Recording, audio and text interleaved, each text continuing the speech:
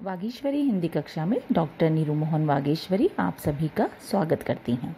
आज हम पढ़ेंगे 9वीं कक्षा की पुस्तक क्षितिज से पाठ कैदी और कोकिला।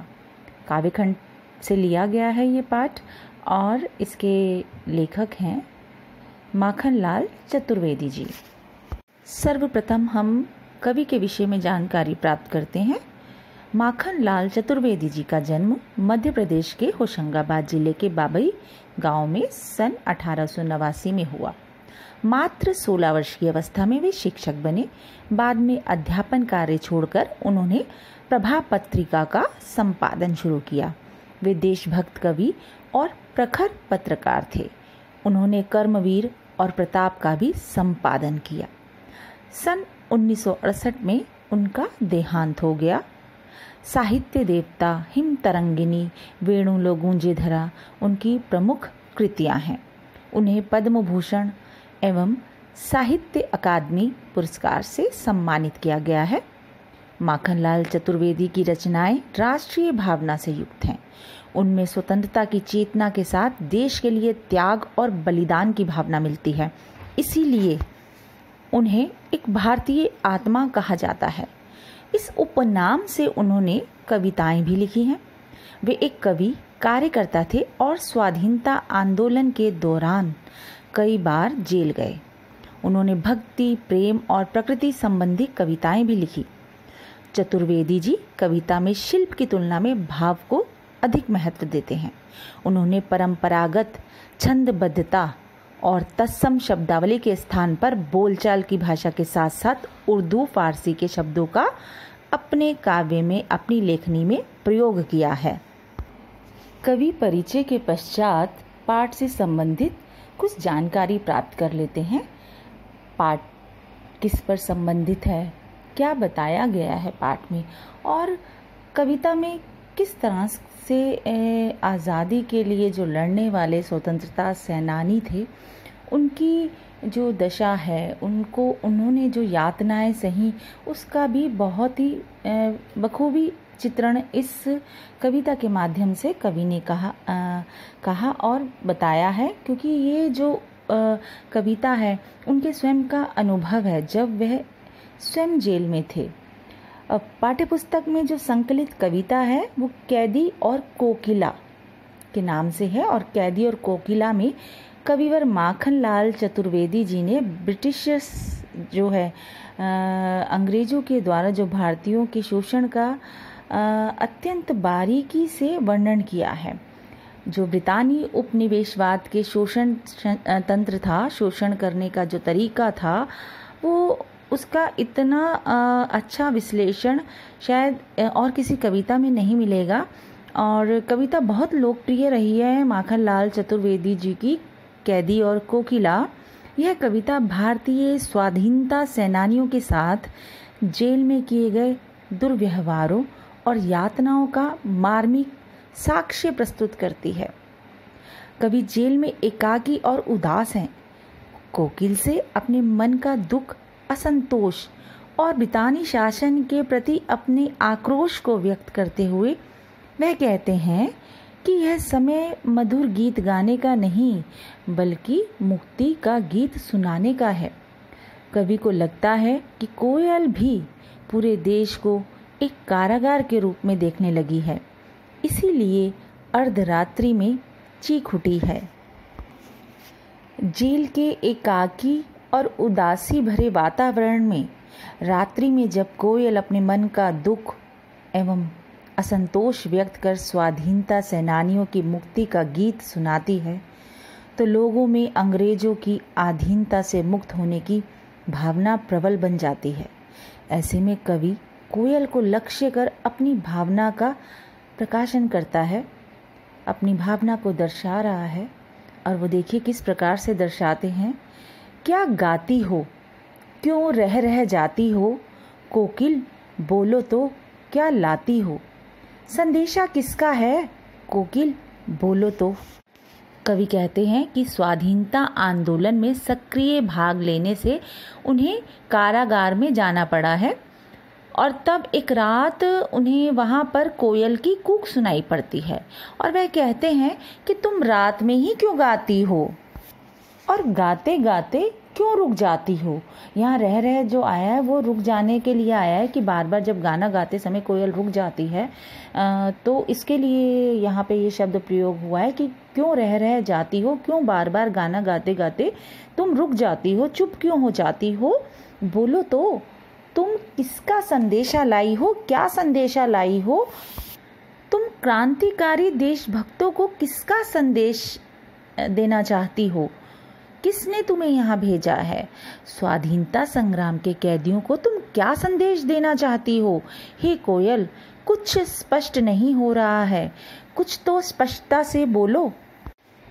ऊंची काली दीवारों के घेरे में, डाकू चोरों बटमारों के डेरे में, जीने को देते नहीं पेट भर खाना, मरने भी देते नहीं तड़प रह जाना। जीवन पर अब दिन रात कड़ा पहरा है, शासन है यह तम का, प्रभाव गहरा है। हिमकर निराश कर चला रात भी काली, इस समय काली माँ मई जगी क्यों आली। कवि अपने और जेल में बंद अन्य कैदियों के संबंध में कोयल से कहते हैं कि हम क्रांतिकारी देशभक्त इस जेल की ऊंची दीवारों के घेरे में कैद हैं। यह स्थान तो उनका निवास है जो डाकू चोर लुटेरे जैसे अपराधी हैं, जो चोरी करते हैं, डाका डालते हैं, लूट मार करते हैं। ये स्थान तो उनके लिए है, मगर हमें यहाँ रखा गया है। हम क्रांतिकारी हैं, हम देशभक्त हैं और इनके बीच रह रहे हैं।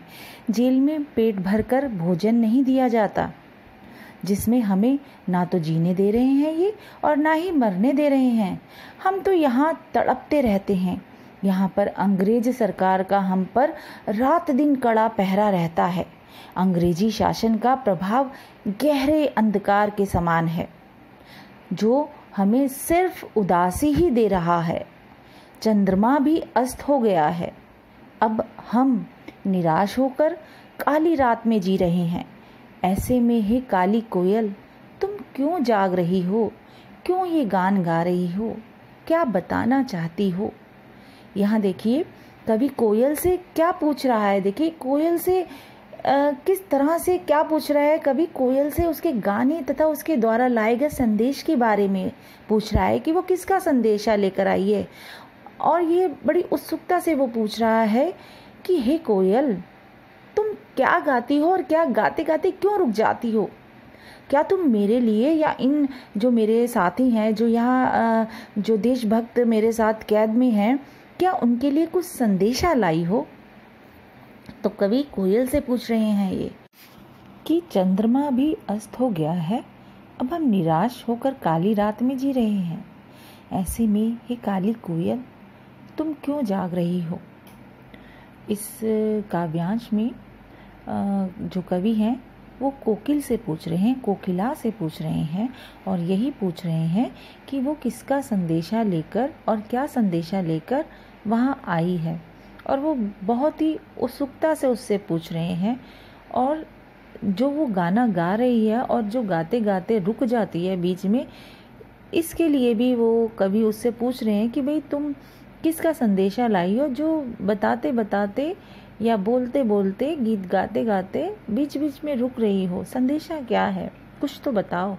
और आधी रात को कोयल की हुक सुनकर कवि का यही अनुमान है कि कोयल ज़रूर कोई प्रेरणादायी संदेश लेकर आई है, या कवि को कोयल से बाहर के बारे में जानने की आशा भी है। इसलिए कवि बार बार उससे यही पूछ रहे हैं कि भाई संदेशा क्या है, किसका है, किसने भेजा है, कहाँ से आया है संदेशा। तो वो उनको उत्सुकता भी है कि संदेशा जो भी वो लाई है वो उन्हें पता चले।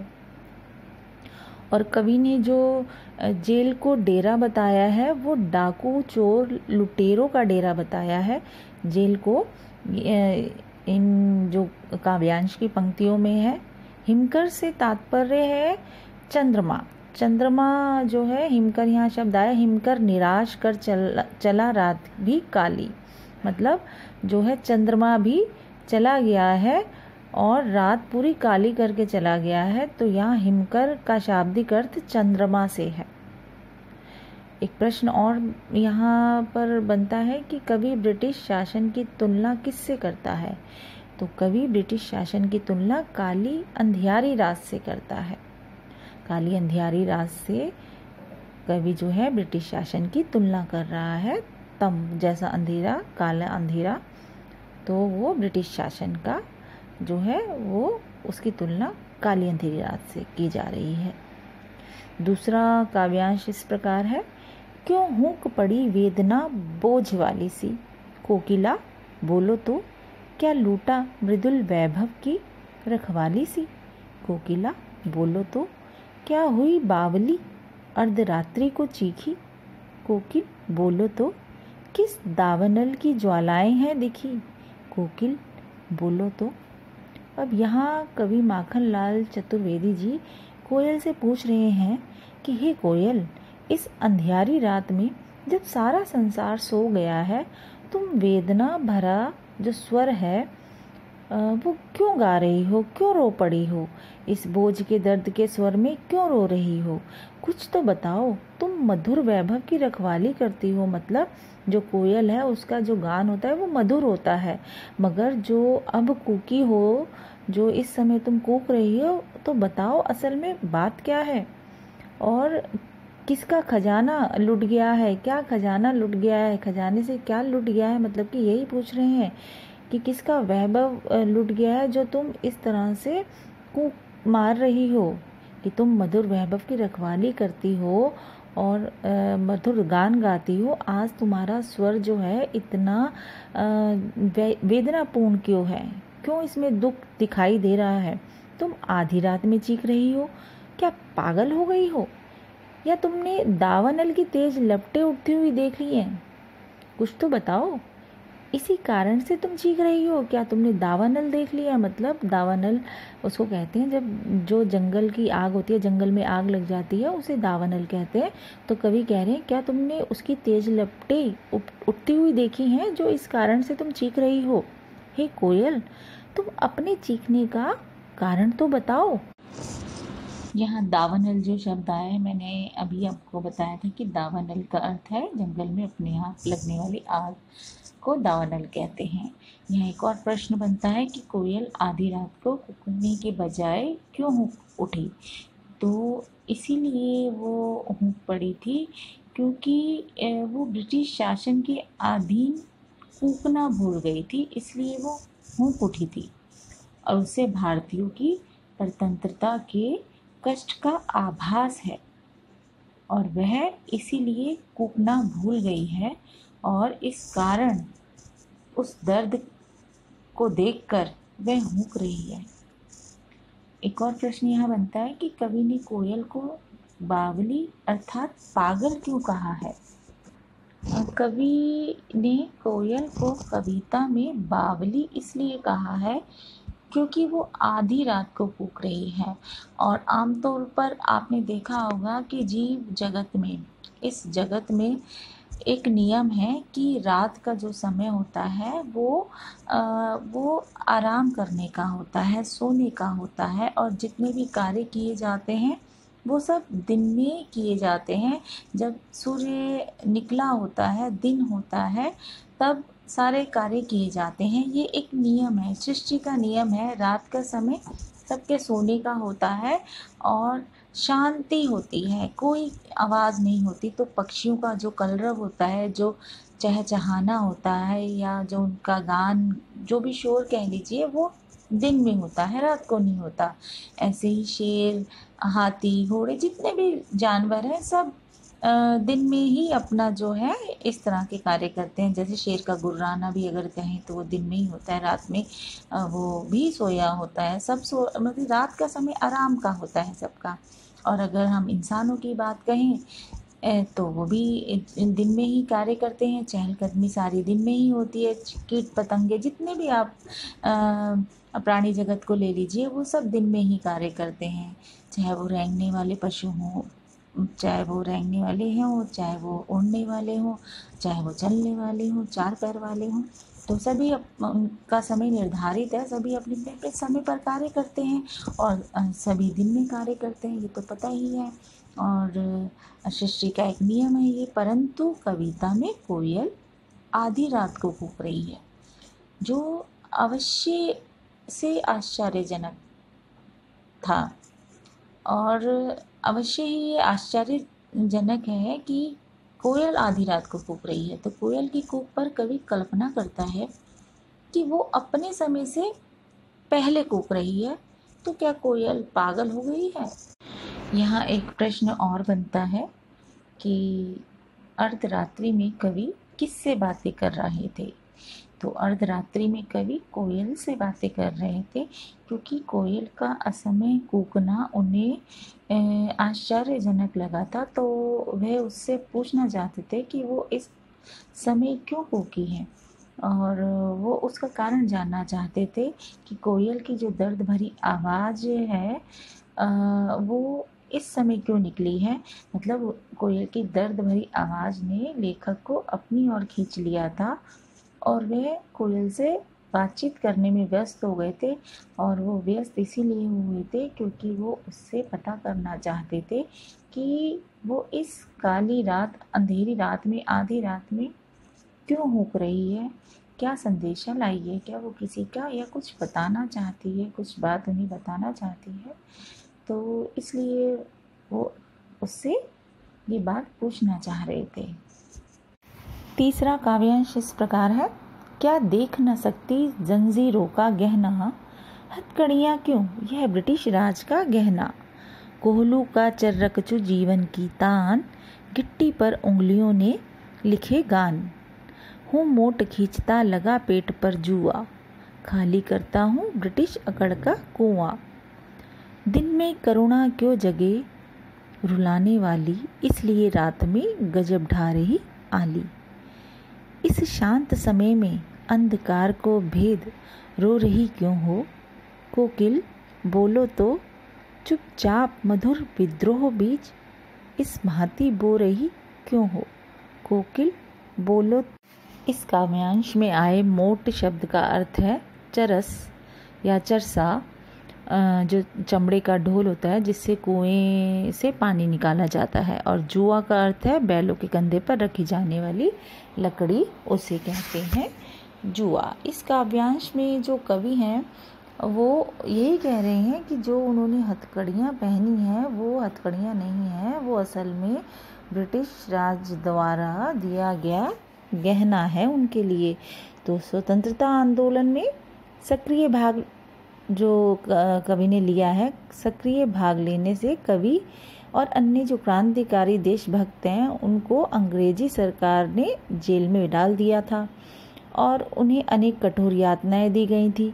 फिर भी वे साहसपूर्ण या साहसपूर्वक सब कुछ सहन कर रहे थे और करते थे। इसी संदर्भ में कवि कहना चाहते हैं कि कोयल, क्या तुम अर्धरात्रि के समय इसलिए क्रंदन कर रही हो कि हमारे शरीर पर जो बेड़ियां पड़ी हैं तुम उन्हें नहीं देख सकती। ये हम स्वाधीनता सेनानियों के लिए हथकड़ियां नहीं हैं, अपितु ये ब्रिटिश सरकार द्वारा दिए गए गहने हैं जो हमने पहने हुए हैं। तो तुम चिंता मत करो, ये हमारे लिए गहने हैं। इसका मतलब क्या है? इन हथकड़ियों व जंजीरों से हम क्रांतिकारियों की शोभा बढ़ रही है। कविया यही कहना चाह रहे हैं कि हमें जेल में कोहलू खींचना पड़ता है, जिसकी चर्रक चूकी आवाज़ को हम जीवन का संगीत मानते हैं, और पत्थरों को तोड़कर हम गिट्टियों पर मानो जो हमारी उंगलियां हैं वो गीत लिखती हैं। जेल में मैं मतलब कवि पेट पर जुआ बांधकर मोट या चरसा खींचता हूँ और कुएं से पानी निकालता हूँ। कुएं से पानी निकालने से हम ब्रिटिश राज के अहंकारी जो उसका व्यक्तित्व है या अहंकार का जो उसका कुआं है उसको हम खाली करते जा रहे हैं, कि वो ये देख ले कि हम कम नहीं हैं और हम इस आज़ादी को लेकर रहेंगे। हमारी ये जो संघर्ष है वो किसी भी तरह से व्यर्थ नहीं जाएगा। तो उनका जो अहंकार का कुआं है उसको हम खाली करते जा रहे हैं और इस तरह अब अंग्रेजों की अकड़ धीरे धीरे कम हो रही है। हे कोयल, तुम्हें पता है कि दिन में हम क्रांतिकारियों को घोर यातनाएं दी जाती हैं और उस समय अंग्रेजों से किसी भी प्रकार की करुणा की आशा नहीं की जा सकती। जब वो हमें यातनाएं या हमें परेशान करते हैं, हमें जो भी हमारे ऊपर अत्याचार करते हैं इस जेल के अंदर, तो उस समय इनसे कोई करुणा की हम कामना नहीं कर सकते। इसी कारण तुम दिन की अपेक्षा आधी रात में कूक रही हो और आश्चर्यजनक कार्य कर रही हो, जो अमूमन हम देखते नहीं हैं कि कभी कोकिला रात को अपना गान सुनाए या गीत सुनाए। अर्थात हमारे घावों पर मलहम लगाने का काम करने के लिए तुमने यह उचित समय चुना है। तो हे कोयल, अगर यह बात नहीं है तो इस अर्धरात्रि के शांत समय में अंधकार को चीरती हुई क्यों करुणा क्रंदन कर रही हो? हे कोयल, तुम्हें पीड़ा हो रही है। तुम इस तरह करुणामयी कूक के द्वारा हमारे हृदय में चुपचाप क्रांति और विद्रोह के बीज बो रही हो। क्यों बो रही हो? क्यों इस तरह स्वाधीनता संघर्ष की गुपचुप तैयारी में संलग्न हो रही हो क्या? कोयल, तुम कुछ तो बताओ, तुम क्यों कूक रही हो? क्या कहना चाहती हो? कोकिल, बोलो तो। चौथा काव्यांश इस प्रकार है। काली तू रजनी भी काली, शासन की करनी भी काली, काली लहर कल्पना काली, मेरी काल कोठरी काली, टोपी काली कमली काली, मेरी लोह श्रृंखला काली, पहरे की हुंकृति की ब्याली, तिस पर है गाली ये आली, इस काले संकट सागर पर मरने की मदमाती।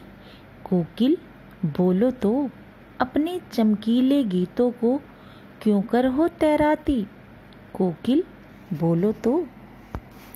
काव्यांश में आए हुंकृति शब्द का अर्थ है हुंकार और ब्याली सर्पिणी, जो एक सांप होता है और एक सर्पिणी होती है, तो उसे कहते हैं ब्याली।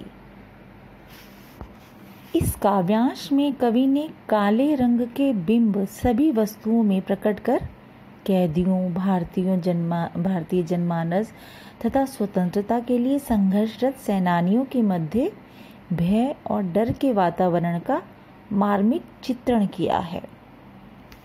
और काव्यांश में अंग्रेजी शासन के कार्य, कोयल, रात, जेल की कोठरी, कंबल, टोपी, भारतीय जनमानस में व्याप्त निराशा की लहर और स्वतंत्रता के खिलाफ उठने वाली कल्पनाओं को काला बताया है।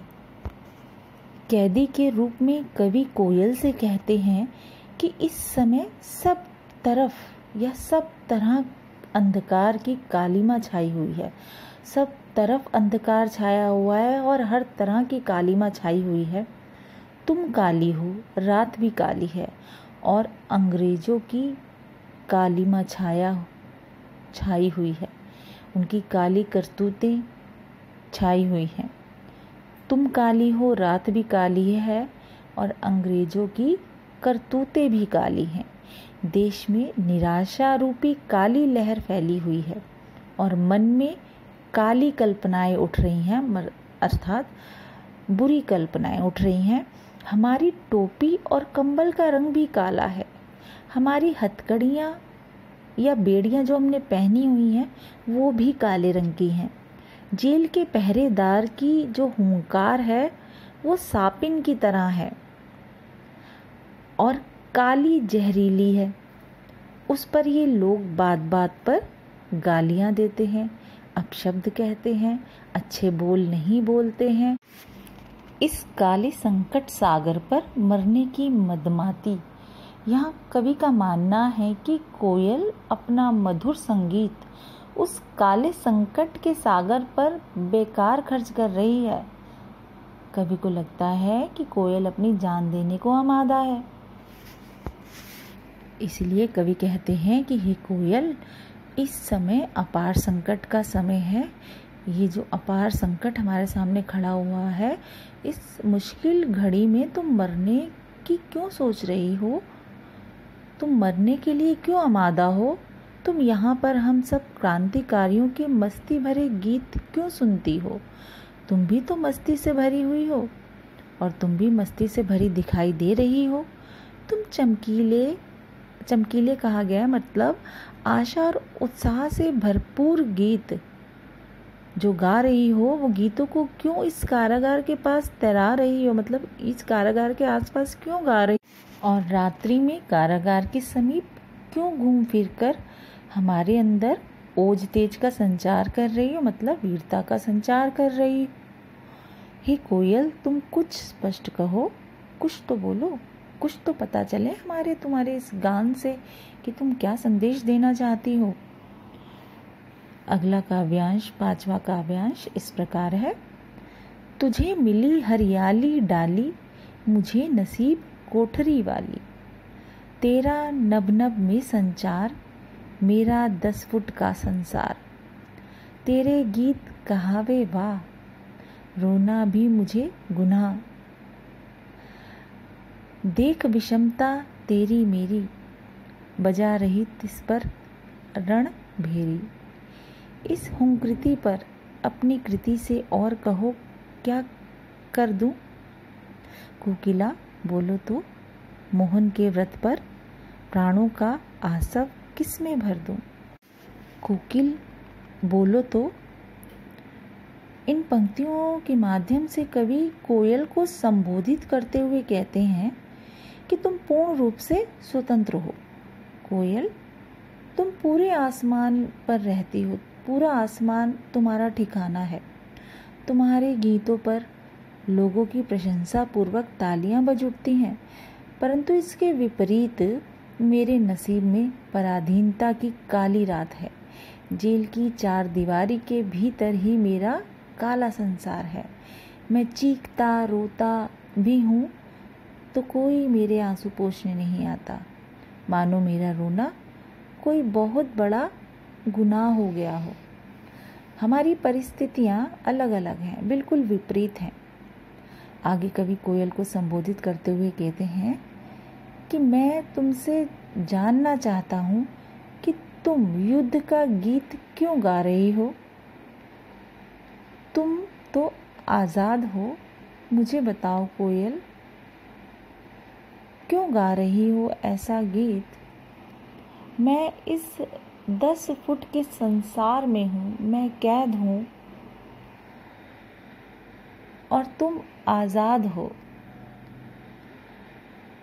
तो तुम मुझे बताओ, तुम ये गीत क्यों गा रही हो?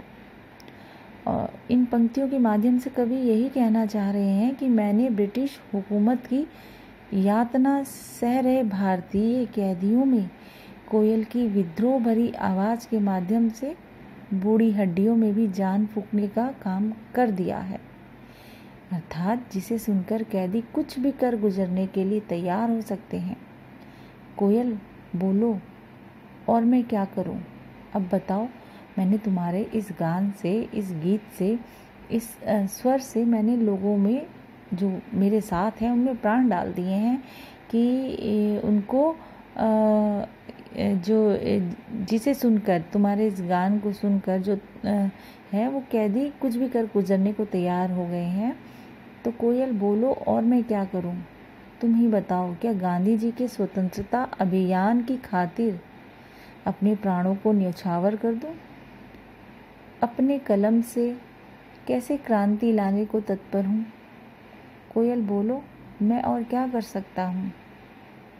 मतलब वो यही कह रहे हैं कि किस तरह से ये क्रांति आए, किस तरह से हमें स्वतंत्रता प्राप्त हो। बोलो, मैंने सब कुछ कर लिया तुम्हारे कहने से। जिस तरह से तुम विद्रोह भरे आवाज़ के माध्यम से गीत गा रही थी, उस आवाज़ से बूढ़ी हड्डियों में भी जान फूंकने का काम कर दिया मैंने।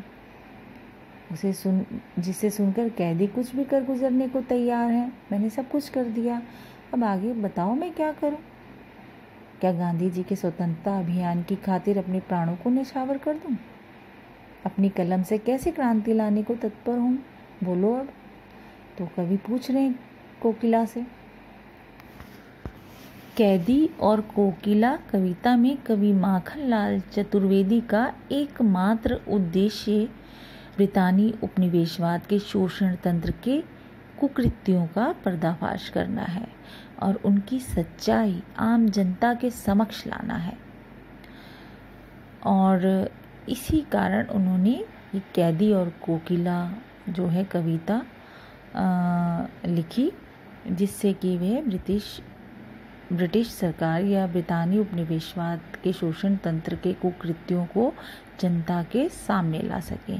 और यह कविता भारतीय स्वाधीनता संग्राम के सेनानियों के साथ कारागार में किए गए दुर्व्यवहारों और यातनाओं का साक्ष्य प्रस्तुत करती है और बताती है कि कारागार में किस प्रकार से स्वाधीनता संग्राम के सेनानियों के साथ व्यवहार किया जाता था, किस तरह से क्रूरतापूर्वक उनके साथ व्यवहार होता था। तो ये जो कविता है, इसके माध्यम से कवि ब्रिटिश उपनिवेशवाद के शोषण तंत्र को और उनके कार्यों को सामने लाना चाहते हैं, लोगों के, जनता के सामने लाना चाहते हैं। आज का पाठ यहीं समाप्त होता है। नमस्कार।